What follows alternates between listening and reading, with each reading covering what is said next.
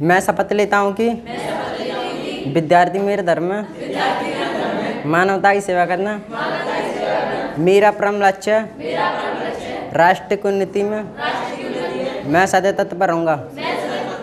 अपने कर्तव्य मार्ग पर आगे बढ़ते हुए एक स्वच्छ सुंदर तथा भ्रष्टाचार मुक्त मैं भारत का निर्माण करेंगे।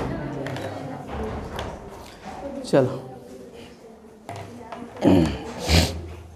तो हम लोग जो है सुभाष चंद्र बोस जी के बारे में पढ़ रहे थे ना। भारतीय राष्ट्रीय आंदोलन में सुभाष चंद्र बोस जी का अध्ययन कर रहे थे। सुभाष चंद्र बोस जी का अध्ययन कर रहे थे।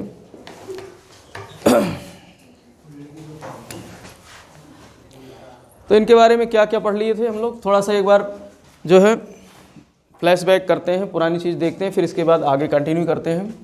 हम लोगों ने पढ़ा था कि इनका जन्म 1897 के हुआ था। दिनांक था 23 जनवरी 1897 कटक में हुआ था। ठीक है, कटक उड़ीसा में हुआ था। इसके बाद में ये 1919 में ये स्नातक परीक्षा पास करते हैं। ठीक है, कलकत्ता विश्वविद्यालय से स्नातक परीक्षा उत्तीर्ण करते हैं। और 1920 में ये कौन सी परीक्षा उत्तीर्ण करते हैं? ICS की, इंपीरियल सिविल सर्विसेज की परीक्षा उत्तीर्ण करते हैं। कौन सी रैंक आती है इनकी? चौथी रैंक आती है, 4th रैंक आती है इनकी। कहाँ पर? लंदन में। परीक्षा कहाँ आयोजित होती है? लंदन में। ठीक है, और लेकिन इनका मन लगता नहीं, तो 1921 में ये वापस लौट आते हैं वापस भारत आ जाते हैं। ठीक है, तो भारत में सब कहानी चल रही थी, असहयोग आंदोलन ये सब चल रहा था। ठीक है, तो वो सब कहानी हम लोग चर्चा कर चुके हैं, यहाँ नहीं करना ज़्यादा मोस्टली। 1930 है 1930 की। 1930 में ये कलकत्ता के मेयर बनते हैं। थोड़ा सा कल वाले लेक्चर को मैं देख रहा था थोड़ा सा, तो उसमें एक चीज़ मैंने 40 बता दिया था शायद, 1940 में मेयर, लेकिन ये 1930 में मेयर बने थे। ठीक है, हाँ, वहाँ बोलने से मिस्टेक हो गया था, तो ये इसको संशोधित कर लेना। 1930 में ये मेयर बने थे। 1924 में तो ये CEO बने थे, मुख्य कार्यकारी अधिकारी बने थे कलकत्ता के, लेकिन 1930 में ये मेयर बने थे। कहाँ के? कलकत्ता के। तो कलकत्ता के मेयर बने थे 1930 में। हालांकि मैंने वीडियो में संशोधित कर दिया था, उसमें जो है 1930 कर दिया था, लिख करके कर दिया था। बोल तो 1940 से रहा हूँ, लेकिन लिख करके कर दिया था। ठीक, गलत रहता है तो मैं सही कर देता हूँ। तो 1930 में ये मेयर बने थे। और जो दो मुख्य बातें याद रखनी है, 1938 की और 1939 की। ठीक है, 38 में ये कहाँ के कांग्रेस के अध्यक्ष दो बार बनते हैं। तो 1938 में हरिपुरा के, कहाँ के?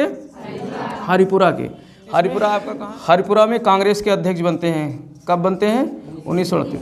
2 बार कांग्रेस के अध्यक्ष बनते हैं सुभाष जी। एक तो 1938 में हरिपुरा, जो कि गुजरात में हरिपुरा में, और दूसरी बार 1939 में कहाँ बनते हैं? तिरुपुरी में। तिरुपुरा नहीं है, क्या है? तिरुपुरी है, जबलपुर में है। ठीक है, तिरुपुरी जबलपुर में है, जो आज कहाँ है? वर्तमान में MP में। ठीक है, तो जबलपुर यहाँ पर है कहीं आसपास जो है। ठीक है, तो यहाँ तिरुपुरी है, तो तिरुपुरी के ये अध्यक्ष बनते हैं। तो ये 2 चीज़ याद रखना है आपको। ठीक है, तिरुपुरी जबलपुर और हरिपुरा गुजरात, 1938 और 1939 में। लेकिन तिरुपुरी में जो है क्या होता है, इसमें गांधी जी पट्टाभी सीतारामैया को जो है, जो तिरुपुरी अधिवेशन था, तिरुपुरी अधिवेशन में गांधी जी चाहते थे किसको? पट्टाभी सीतारामैया को। गांधी जी जो है पट्टाभी सीतारामैया को चाहते थे, पट्टाभी सीतारामैया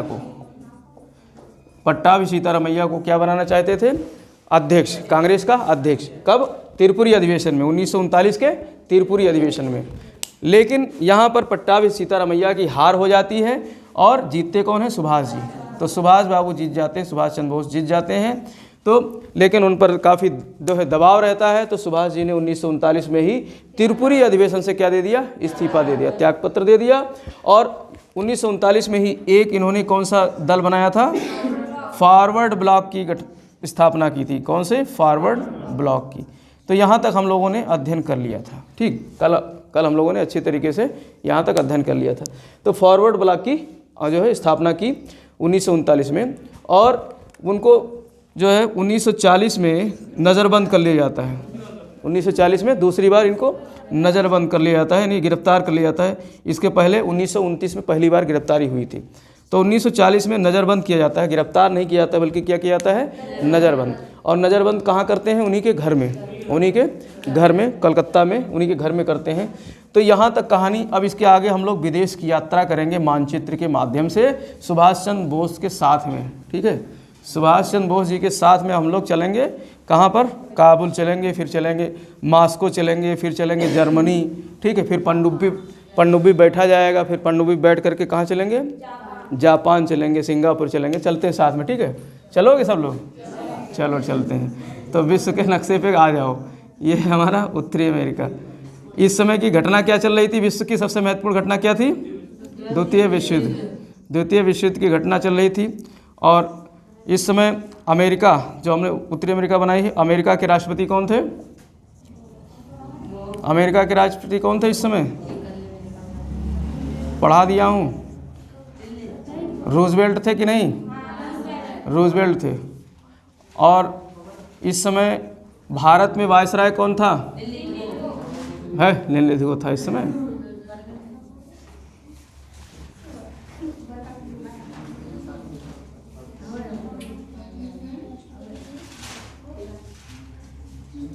चलो ये हो, कुछ बना है सही, ठीक ठाक, ठीक। तो चलो अब इंग्लैंड और बना देते हैं। हाँ, तो ये विश्व के नक्शे पे चलते हैं हम लोग। अब यात्रा शुरू करते हैं कहाँ पर, कलकत्ता में। कलकत्ता में यात्रा शुरू करते हैं। कलकत्ता में इनका घर है, किसका, यहाँ पर रह रहे हैं। 1940 की बात है, कहानी को रिलेट करो, 1940 की बात है।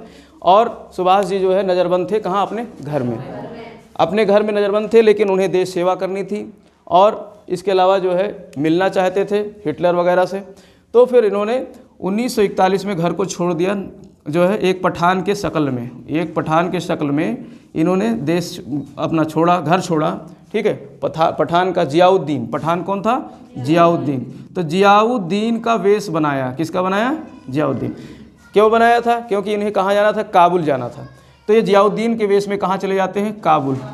तो काबुल पहुँचते हैं, ठीक। और काबुल में, और इनके साथ में जो इनका मित्र रहता है भगत राम, इनके साथ में कौन जाते हैं, भगत राम। तो भगत राम के साथ में ये पहुंचते हैं काबुल। कहाँ पहुंचते हैं, काबुल, भगत राम, ठीक। तो भगत राम के सहयोग से जो है काबुल में पहुंच जाते हैं, वहाँ पर जो है कुछ दिन रहते हैं। इसके बाद में काबुल से ये पहुंच जाते हैं मॉस्को। काबुल से कहाँ पहुंच जाते हैं, मॉस्को, रूस।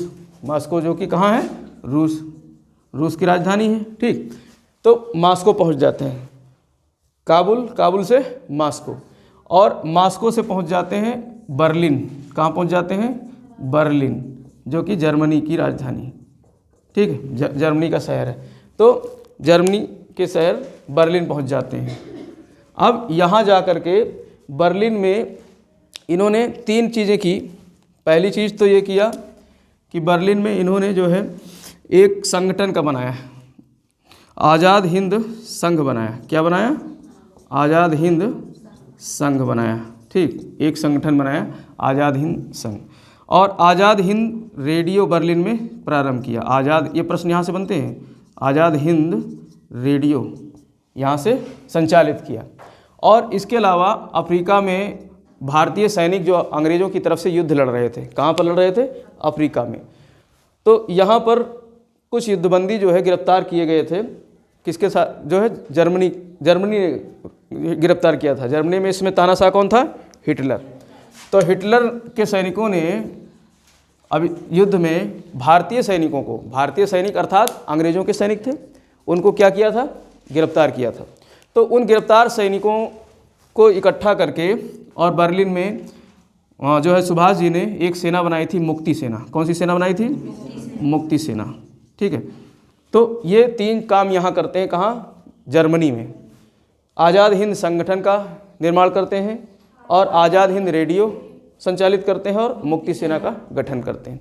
अब मुक्ति सेना का गठन किए तो सेना के सिपाही लोग इनको क्या कहते थे, जो है नेताजी, इनको नेताजी, किसको, सुभाष चंद्र बोस को। तो नेताजी सबसे पहले अगर किसी ने कहा था तो मुक्ति सेना के सिपाहियों ने कहा था, संबोधित करके, ठीक है। लेकिन सार्वजनिक रूप से जो है नेताजी कहकर किसने इनको संबोधित किया था, हिटलर ने। तो सार्वजनिक रूप से हिटलर ने इनको नेताजी कहा था। तो इसलिए कहा जाता है कि नेताजी पदवी किसने दी इनको, हिटलर ने दी थी, ठीक। तो हिटलर ने इनको नेताजी की पदवी दी थी, कहाँ पर? जर्मनी में। तो ये इतना समझ में आ गया। अब यहाँ पर जो है जर्मनी में होती क्या है घटनाएं, क्योंकि इसका कोई भरोसा नहीं। ये तो चूँकि हमारे दुश्मन का दुश्मन था। हमारा दुश्मन कौन था? ब्रिटेन। और ब्रिटेन के साथ युद्ध कर रहा था, द्वितीय विश्व युद्ध कर रहा था कौन? जर्मनी। तो जर्मनी जो है अभी हमारे लिए भी सहयोग कर रहा था, क्योंकि यहाँ से एक बंदा गया हुआ था, सुभाष चंद्र बोस, सीधे हिटलर से मिलता है, डायरेक्ट आंख में आंख डाल करके बात करता है। हिटलर बहुत प्रभावित होता है कि क्या लाजवाब व्यक्ति है, अगर जो है इसकी सेना बन जाए और ये लीडरशिप करे, नेतृत्व करे सेना को, तो हमारे जो है शक्ति और बढ़ेगी। तो इसलिए जो है मुक्ति सेना गठित करने की जो है उनको सलाह देता है सुभाष जी को, और मुक्ति सेना का गठन हो जाता है यहाँ पर। ठीक, तो नेताजी यहाँ पर मुक्ति सेना का गठन करते हैं, कहाँ पर? जर्मनी में। और सैनिक कौन थे? जो अफ्रीका में गिरफ्तार किए हुए भारतीय सैनिक थे। ठीक है, भारतीय सैनिक थे। तो भारतीय सैनिकों के संग को मिला करके एक सेना का यहाँ गठन किया जाता है, मुक्ति सेना। लेकिन इस बीच क्या होता है, परिस्थितियाँ कुछ जो है बदल जाती हैं। एक्चुअली हमारा रूस से भी अच्छा रिश्ता था, जर्मनी से उस समय रिश्ता अच्छा हो गया था मजबूरी में। लेकिन ये क्या करता है हिटलर, इसको तो साम्राज्य विस्तार करना है। ये देखता है इधर बहुत बड़ा सा देश है रूस, तो सोचता है चलो रूस पे कब्जा करते हैं। तो ये रूस पर आक्रमण कर देता है। कौन? हिटलर रूस पर आक्रमण कर देता है। तो इस वजह से नेताजी को कुछ थोड़ा सा डाउट होता है कि यहाँ रहेंगे तो दिक्कत हो जाएगी। तो फिर एक तो इधर जापान की घटना थोड़ा सा देख लेते हैं। यहाँ तक हम छोड़ देते हैं कहानी को। कहाँ कि यहाँ पर रूस पर आक्रमण कर दिया। किसने? जर्मनी, हिटलर ने। ठीक, तो यहाँ पर अब कुछ परिस्थितियाँ बन रही हैं कि यहाँ से जो है सुभाष चंद्र बोस अब छोड़ने वाले थे देश को। कौन से देश? जर्मनी को छोड़ने वाले थे। और दूसरी तरफ जापान में रास बिहारी बोस थे। यहाँ पर कौन था? रास बिहारी बोस, जो बम फोड़ करके गया था। कहाँ से? दिल्ली से। हाँ, दिल्ली के चांदनी चौक में 1912 में बम फोड़ा था हार्डिंग को मारने के लिए। ठीक है, हार्डिंग को मारने के लिए बम फोड़ा गया था, लेकिन बच गया था। इनका नौकर गिरफ्तार हो गया था। ठीक है, और नौकर गिरफ्तार हो गया तो ये जो है उनको फांसी वांसी हो गई। ये अपना भाग भूग करके कहाँ चले गए? जापान। तब से ये जापान में ही रह रहे थे। 1912 से भागे हुए जापान में रह रहे थे। अब लंबा समय हो गया तो आदमी बुढ़ा तो हो ही जाएगा, तो इस समय वृद्धावस्था थी। लेकिन यहाँ पर रास बिहारी बोस जी जो है शांत नहीं बैठने वाले थे तो भारतीय ही, बेशक जापान में रह रहे हैं। तो इन्होंने यहाँ पर जो है अपना कुछ लोगों का यहाँ पर जो है क्रांतिकारी संगठन बनाया, जो है अपना एक कहलाता है इंडियन इंडिपेंडेंट लीग करके एक संगठन बनाया, इंडियन इंडिपेंडेंस लीग। एक लीग बनाया, इंडियन इंडिपेंडेंस लीग।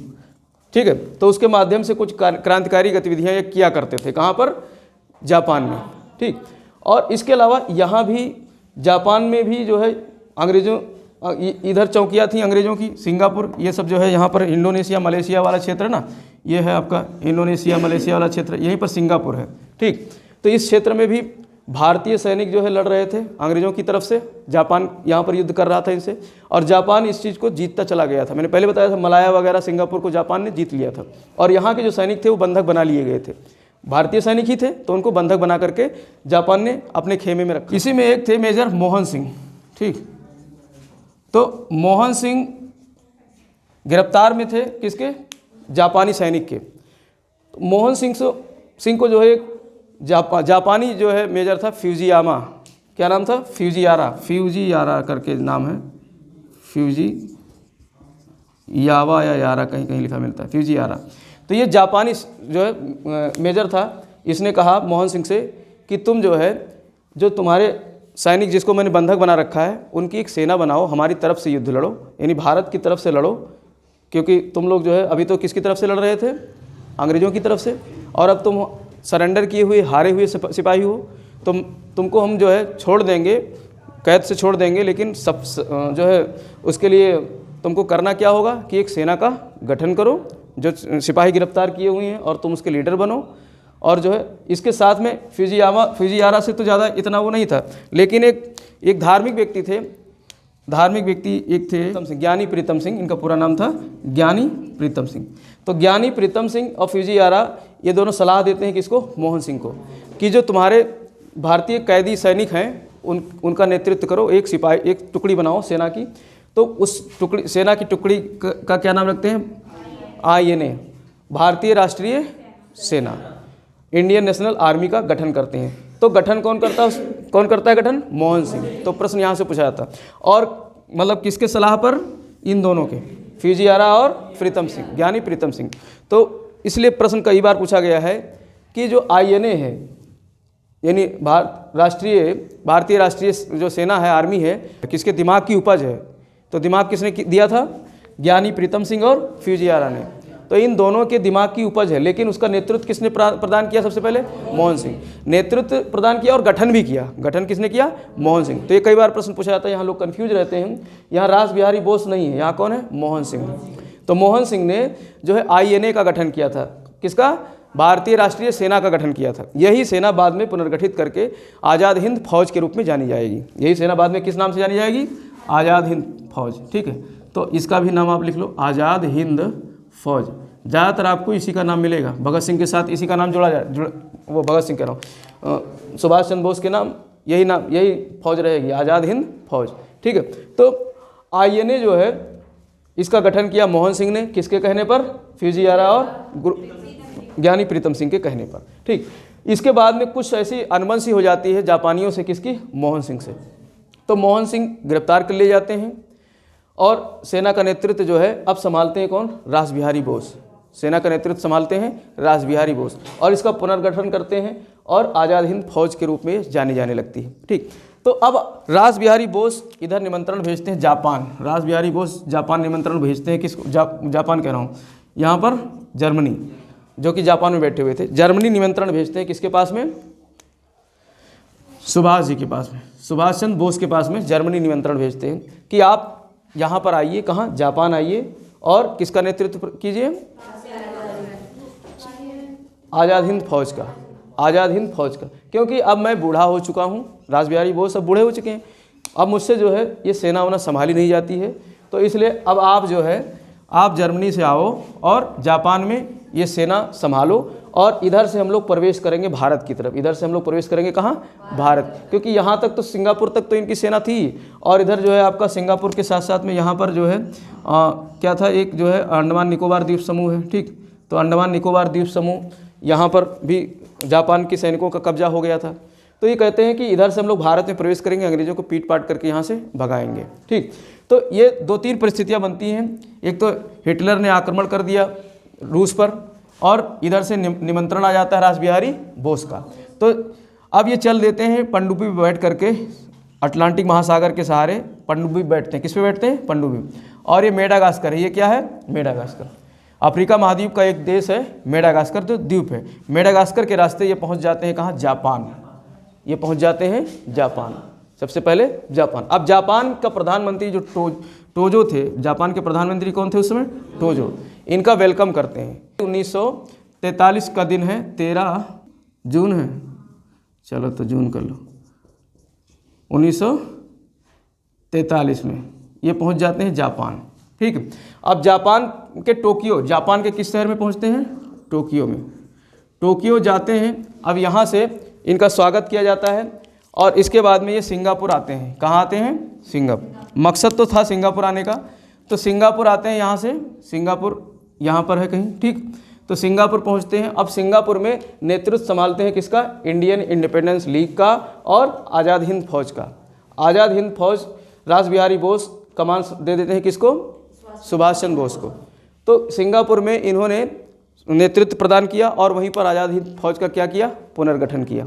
पुनर्गठन करते हैं, और इसके अलावा यहीं से ये दिल्ली चलो का नारा देते हैं। अपने सिपाहियों को कहते हैं दिल्ली चलो, दिल्ली चलो, और कहते हैं तुम मुझे खून दो मैं तुम्हें आज़ादी दूंगा। कौन कहते हैं? सुभाष चंद्र बोस, कि तुम मुझे खून दो मैं तुम्हें आज़ादी दूंगा। कहाँ से कहते हैं? सिंगापुर से। ठीक है, तो और यहाँ पर ही सिंगापुर में ही सैनिकों सिपाहियों की सहायता से इन्होंने एक सरकार की गठन की, जो है एक आज़ाद सरकार, अस्थायी आज़ाद सरकार की गठन की। ठीक है, तो भारतीय अस्थायी सरकार की गठन कहाँ करते हैं? सिंगापुर में। सिंगापुर में ही भारतीय अस्थायी सरकार का गठन करते हैं कौन? जो है सुभाष जी, सिंगापुर में। ठीक, तो ये याद रखना, सिंगापुर में जो है अस्थायी सरकार का गठन करते हैं। तो भारत से बाहर इनकी सरकार गठित होती है, और इसको 9 देश मान्यता प्रदान करते हैं। इसको कितने देश मान्यता प्रदान करते हैं? 9 देश, जिसमें जापान है, ठीक है, आपका जर्मनी है, ठीक है, रूस है, ये सब देश लगभग 9 देश इसको क्या मान्यता प्रदान करते हैं इस अस्थायी सरकार की। और अस्थायी सरकार के प्रधानमंत्री कौन बनते हैं? स्वयं सुभाष चंद्र बोस। और सेनापति और राष्ट्रपति भी वही बनते हैं, कौन? सुभाष चंद्र बोस, ठीक। और सलाहकार रहते हैं रासबिहारी बोस। तो इस तरीके से यहाँ पर अस्थायी सरकार गठित हो जाती है। इसके बाद में अब अस्थायी सरकार गठित हो गई तो सरकार के लिए ज़मीन भी तो चाहिए, ज़मीन तो कुछ है ही नहीं। तो जापान कहता है तुमको हम चलो अंडमान निकोबार दिया। क्या दिया? अंडमान, क्योंकि अंडमान निकोबार पर कब्जा किसका है? जापान का। तो जापान कहता है तुमको हमने अंडमान निकोबार द्वीप समूह दे दिया, ठीक है, और तुम उस पर जा करके शासन करो। तो यहाँ पर दिसंबर में इनकी सेना पहुँचती है, दिसंबर में इनकी सेना पहुँचती है। दिसंबर 1943 का समय था। तो दिसंबर 1943 में इनकी सेना कहाँ पहुँचती है? अंडमान निकोबार समूह में, ठीक है। और अंडमान निकोबार समूह का नाम बदल दिया जाता है। एक तो निकोबार का स्वराज द्वीप रखते हैं, क्या रखते हैं? स्वराज द्वीप, ठीक है। निकोबार का रखते हैं स्वराज द्वीप और अंडमान का रखते हैं शहीद द्वीप, हाँ शहीद द्वीप, ठीक है। तो अंडमान का नाम रखते हैं शहीद द्वीप। तो दोनों का नाम बदल देते हैं, अंडमान का रखते हैं शहीद द्वीप और स्वराज द्वीप किसका रखते हैं? निकोबार का। तो अंडमान निकोबार जो कि बंगाल की खाड़ी में है, इसको थोड़ा सा बड़ा मानचित्र में देखते हैं हम लोग, इंडिया के मानचित्र में। इधर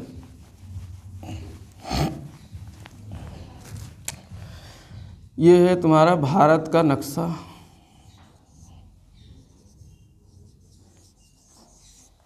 ठीक है। यहाँ पर है बंगाल की खाड़ी में जो है ये अंडमान द्वीप है, ये निकोबार द्वीप। और जापान की सेना जो है इसको किसको दे देती है?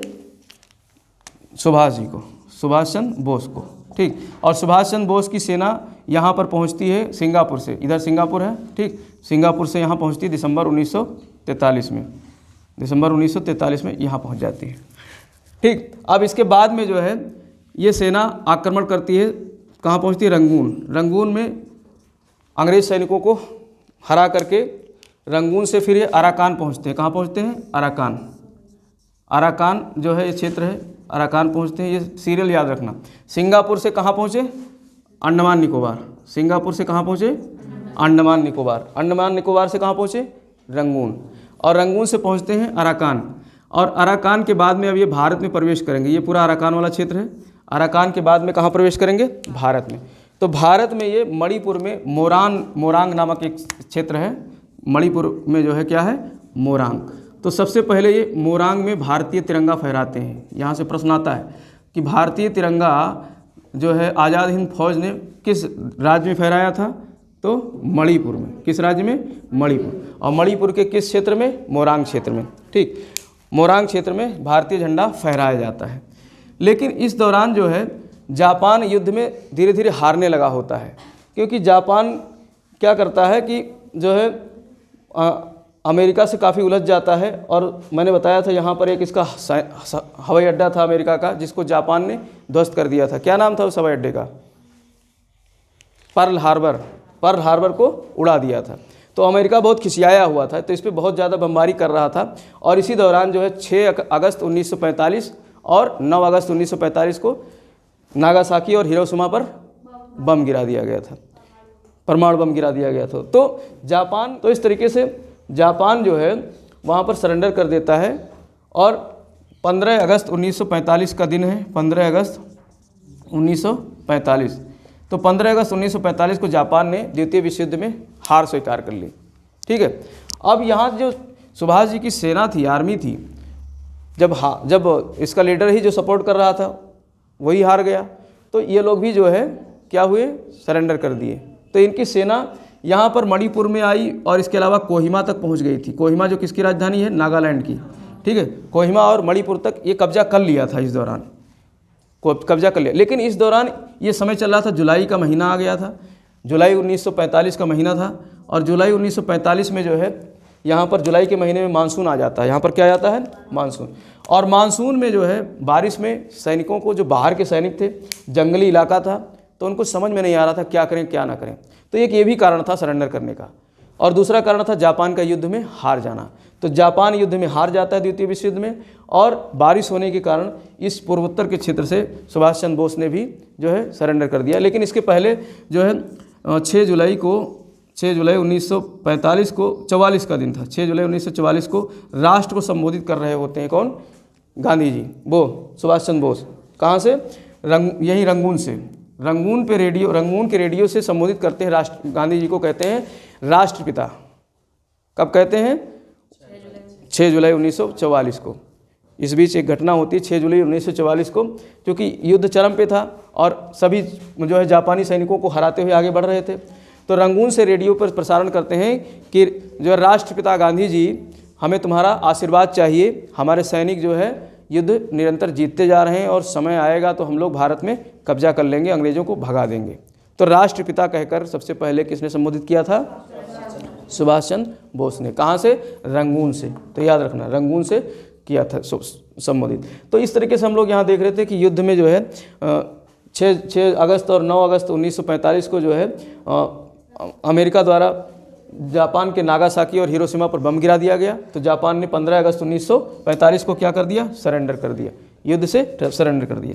अब युद्ध से सरेंडर कर दिया तो इन्होंने भी युद्ध रोक दिया। किसने? सुभाष चंद्र बोस ने।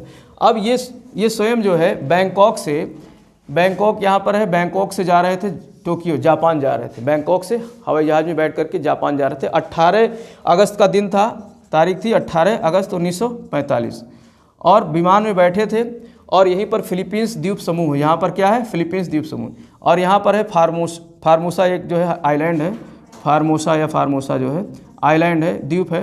तो फार्मोसा आइलैंड के पास में जो है इनका जहाज़ दुर्घटनाग्रस्त हो जाता है, उसमें आग लग जाती है। फार्मोसा आइलैंड पे ही जहाज़ क्या हो जाता है? गिर जाता है और आग लग जाती है। और इस तरीके से 18 अगस्त 1945 को सुभाष जी क्या हो जाते हैं? उनकी डेथ हो जाती है। लेकिन ये इसका पुख्ता कोई सबूत नहीं है कि सुभाष जी 18 अगस्त 1945 को मर चुके हैं। ऐसा बाद में कहा गया कि सुभाष जी जो है वहाँ जब ये युद्ध जापान हार गया तो वो जो है अपना इधर उधर छिप गए, भारत आ गए और छिप करके जीवन व्यतीत करने लगे, क्योंकि इन्होंने जो है मतलब अंग्रेज़ों के खिलाफ बगावत किया था, युद्ध किया था। तो अंग्रेज़ इन पर मुकदमा चला सकती है। इसके पहले मुकदमा हुआ था, दिल्ली का मुकदमा, लाल किले का अभी पढ़ेंगे हम लोग। तो ये 18 अगस्त, अगर आपको इनकी डेथ के बारे में आता है तो आप ये मतलब किताबों में लिखा मिलता है 18 अगस्त 1945 को इनकी मृत्यु हो गई थी। कहाँ पर? ताइवान के एक द्वीप पर, हवाई जहाज़ से टोक्यो जाते समय। बैंकॉक से टोक्यो जा रहे थे हवाई जहाज़ से, और हवाई जहाज़ जो है जैसे ही जो है टेक ऑफ किया, उड़ने के लिए जो है टेक ऑफ किया, वैसे ही उसमें आग लग गई और वो जो एक्सपायर हो गए। तो ऐसा जापान कहता है कि जो है हमारे यहाँ के साक्ष्यों में ऐसा लिखा हुआ है, लेकिन इसके बारे में कोई पुख्ता जानकारी नहीं है। क्योंकि अभी तक हम लोग आज से करीब 5-7-8 साल पहले तक ये सूचना मिलती थी कि सुभाष चंद्र बोस जो है या उनके रूप में है, कौन जो मथुरा के बाबा थे, क्या नाम है उनका? जय गुरुदेव बाबा। काफ़ी समय तक ये कयास लगा रहा कि जय गुरुदेव बाबा कोई नहीं बल्कि वही है सुभाष चंद्र बोस हैं। इसके बाद कुछ समय पहले ये भी जानकारी लग रही थी कि फैज़ाबाद में एक बाबा रहते हैं दाढ़ी वाड़ी बढ़ा करके, वही जो है सुभाष चंद्र बोस हैं। तो लेकिन इनकी फाइल बंद पड़ी है, क्योंकि देखो अब उस समय सरकार कांग्रेस की बन गई थी, नेहरू जैसे लोगों की सरकार बन गई थी, तो उनकी जो है वायसराय वगैरह से अच्छी खासी पहचान थी। तो ये जो है सुभाष चंद्र बोस समझ रहे थे उस समय कि अगर हम सामने आ गए तो हमारे खिलाफ जो है देशद्रोह का मुकदमा अंग्रेज लगा करके, और ये मतलब कांग्रेस देशद्रोह का मुकदमा लगाकर हमको अंग्रेज़ों को सौंप सकती है। तो इसलिए ये निकल करके सामने नहीं आए थे। तो ये कहानी थी। अब यहाँ पर जब ये सरेंडर हो गए, ये तो चले गए, मान लेते चलो एक क्षण के लिए हम 18 अगस्त 1945 को सुभाष जी एक्सपायर हो गए। अब यहाँ पर जो सैनिक थे, जो जैसे आपका मोहन सिंह वगैरह थे, ये सब सेना आर्मी के जो है लोग थे, तो इनका क्या हुआ? तो इन पर एक मुकदमा चला गया जिसमें 3 लोगों को मुख्य अभियुक्त बनाया गया। दिल्ली के लाल किले में मुकदमा चलाया गया। तो यहाँ पर हम लोग जो है दिल्ली लाल किले का मुकदमा देखेंगे कि लाल किले में मुकदमा चलता है 3 लोगों को अभियुक्त बना करके। कहाँ पर? दिल्ली के लाल किले पर। ठीक है, दिल्ली लाल किला मुकदमा चलता है। इसमें जो है अभियुक्त बनाए जाते हैं आपके शहनवाज खां, एक तो होते हैं शाहनवाज खां जो मुस्लिम होते हैं, और एक होते हैं आपका प्रेम सहगल, हाँ प्रेम सहगल, और एक होते हैं आपके गुरुदयाल सिंह ढिल्लो। गुरु दयाल सिंह। तो ये 3 लोगों पर मुकदमा चलाया जाता है। गुरु दयाल, इन पर देशद्रोह का मुकदमा चलता है। देशद्रोह का इसलिए चलता है क्योंकि ये भारतीय सिपाही थे, अंग्रेज़ों की तरफ से लड़ रहे थे और इन्होंने बगावत करके जापान की तरफ से जो है अंग्रेज़ों के खिलाफ युद्ध किया था। तो देशद्रोह का मुकदमा इन पर चलता है। कहाँ? लाल किले पर। अब इनको बचाने के लिए सभी दल, चूँकि इसमें तीनों जो है धर्म के लोग हैं, मुसलमान भी है, शहनवाज मुस्लिम भी हैं, प्रेम सहगल हिंदू हैं और गुरुदयाल सिख हैं। गुरुदयाल सिंह ढिल्लों क्या है? सिख हैं। तो इस तरीके से हिंदू मुस्लिम सिख ये तीनों धर्म के लोग इसमें शामिल हैं। तो भारत के सभी जितने भी पार्टियां थी, चाहे वो मुस्लिम लीग हो, कांग्रेस हो, चाहे आपका जो है हिंदू महासभा हो, ये सब लोग जो है इसके विरोध में उतर आते हैं इनको बचाने के लिए। तो सब लोग मिल करके जो है एक बैठक करते हैं और उस बैठक में जो है इनको बचाने के लिए आज़ाद हिंद फौज बचाओ समिति का गठन किया जाता है। क्या गठित किया जाता है? आज़ाद हिंद फौज बचाओ समिति। तो आज़ाद हिंद फौज बचाओ समिति गठित होती है। ठीक है, ये वकीलों की एक समिति होती है जिसके जो हेड होते हैं भूला भाई देसाई होते हैं। जिसके हेड कौन होते हैं? भूला भाई देसाई। तो याद रखना है, भूला भाई देसाई, इनका नाम याद रखना है। जो मुख्य वकील थे कौन थे? भूला भाई देसाई। इनके नेतृत्व में आज़ाद हिंद फौज बचाओ समिति का गठन कौन करती है? कांग्रेस। तो ये भी याद रखना है। कौन पार्टी गठित करती है? कांग्रेस। ठीक, इसमें सिर्फ कांग्रेसी सदस्य ही नहीं थे, कई पार्टियों के सदस्य थे, लेकिन उसके अध्यक्ष कौन थे? भूला भाई देसाई। तो भूला भाई देसाई के नेतृत्व में इनको बचाने के लिए, इन तीनों को, किसको? शहनवाज खां को, प्रेम सहगल को और गुरुदयाल सिंह ढिल्लों को, इन तीनों को बचाने के लिए भूला भाई देसाई के नेतृत्व में आज़ाद हिंद फौज बचाओ समिति का गठन किया था। जिसके और वकील थे अरुणा आसफ अली। महिलाओं में कौन थी? अरुणा आसफ अली थी। जवाहरलाल नेहरू थे और नहीं, उषा मेहता यहाँ कहाँ आ गई? ठीक है, तो ये सब जो है मुख्य वकील थे। जवाहरलाल नेहरू थे और अरुणा आसफ अली। महिलाओं में कौन थी? अरुणा आसफ अली थी। ठीक है, तो इस तरीके से 3-4 लोगों की एक समिति गठित की गई जिसमें जो है इनको बचाने के लिए मुकदमा लड़ा गया। लेकिन अंततोगत्वा ये मुकदमा हार जाते हैं। तीनों की फांसी की सज़ा हो जाती है, तीनों को फांसी की सज़ा हो जाती है। लेकिन इस समय पूरे भारत की जनता एकजुट हो जाती है और दिल्ली का घेराव कर लेती है। लाल किले का क्या करती है? घेराव। ठीक है, और घेराव करके वहाँ पर नारेबाजी करती है कि जो है कि लाल किला तोड़ दो, आज़ाद हिंद फौज को छोड़ दो। ऐसे नारेबाजी करते हैं, लाल किला को तोड़ दो, आज़ाद हिंद फौज को छोड़ दो। खूब तोड़फाड़ करते हैं वहाँ पर जा करके। अब जो उस समय वायसराय था, वेवेल था। उस समय वायसराय कौन था? वेवेल था। उसने जो है अपनी शक्तियों का, अब चूँकि इनको फांसी की सज़ा मिल चुकी है, तो भारत में जैसे आज संविधान में क्या है? फांसी की सज़ा माफ़ करने, उसको कम करने का अधिकार किसके पास है? राष्ट्रपति के पास है। तो वेवेल के पास में, यानी वायसराय जो था, वायसराय के पास ये शक्ति थी कि वो जो है इनकी सज़ा को क्या कर सकता था? कम कर सकता था, माफ़ कर सकता था। फांसी की सज़ा को आजीवन कारावास में बदल सकता था। तो इसलिए वहाँ की जो पब्लिक की तोड़ फोड़ भीड़ भाड़ को देखते हुए वेवेल काँप गया कि कहीं ऐसा ना हो आज ही रात को आज़ाद जो है भारत आज़ाद हो जाए, हम लोग आग में जला दिए जाएं। सब मुट्ठी भर तो लोग हैं ही हैं, सबको समेट के दिल्ली में भारतीय सब भूसा के तरीके से भर दे, जला दे। तो इसने कहा कोई बात नहीं, इन सब की हम फांसी की सज़ा क्या करते हैं? माफ़ कर देते हैं। तो फांसी की सज़ा, इनको फांसी नहीं। अगर यही गांधी जी के समय जब गांधी इरविन समझौता हुआ था, उस दौरान भी अगर यही उत्साह दिखाया गया होता पार्टियों द्वारा, तो शायद हमारे 3 जवान जो शहीद हुए थे, फांसी मिली थी उनको, वो शायद फांसी से बचाया जा सकता था। किसको? शहीद भगत सिंह और राजगुरु और सुखदेव। लेकिन वहाँ पर जो है इस तरीके से राजनीतिक समर्थता नहीं दिखाई दी गई थी अन्य पार्टियों द्वारा जितना यहाँ देखने को मिल रहा है। तो ये कुछ ऐसी घटनाएं थी, कहानी थी जो हमको किससे जो है आज़ाद हिंद फौज से संबंधित सारी घटनाएं थी। इसमें मोटा मोटी आप जो कुछ आपको जानना है वो क्या जानना है कि आज़ाद हिंद फौज यही क्या कहलाती थी? INA, भारतीय राष्ट्रीय आर्मी के नाम से जाने, जिसका गठन किसने किया था? मोहन सिंह ने। और वैसे किसने कहा था? फ्यूजियारा और ज्ञानी प्रीतम सिंह। तो ज्ञानी प्रीतम सिंह इसके मानसिक जो है, ये INA मानसिक पुत्र था किसका?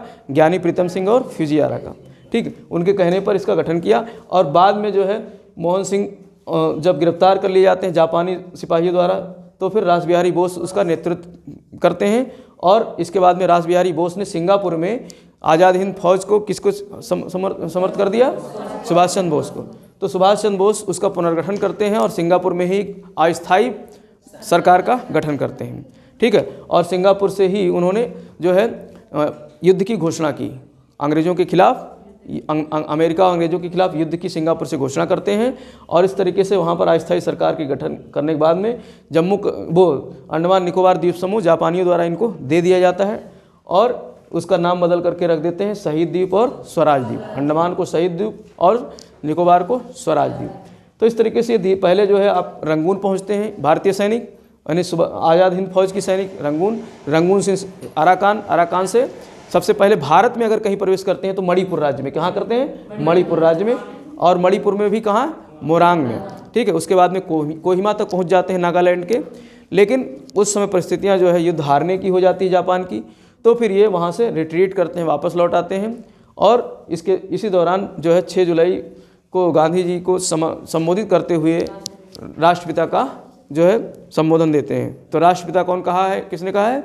सुभाष चंद्र बोस ने कहा है। किसको? गांधी जी को। तो कभी कोई प्रश्न यहाँ से पूछ लिया जाता है।